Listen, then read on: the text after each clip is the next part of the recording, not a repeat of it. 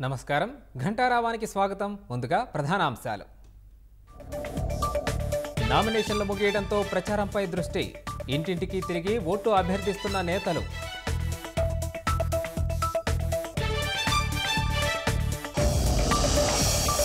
సహజ వనరులకు నిలయమైన చోట నిర్విరామంగా దోపిడీ పశ్చిమ గోదావరి జిల్లాలో అడ్డంగా దోచేస్తున్న ప్రజాప్రతినిధి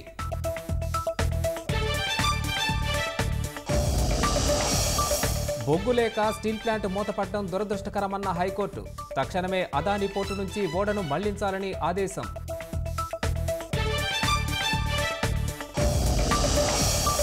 మహిళలపై సీఎం జగన్కు కపట ప్రేమ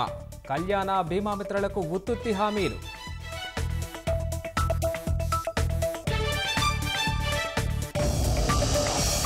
1967కు ముందు ఉన్న పాలస్తీనాకు అంగీకరిస్తేనే ఇజ్రాయెల్తో సంధి యుద్ధం ఆపితేనే బందీలను విడుదల చేస్తామన్న హమాస్ నేతలు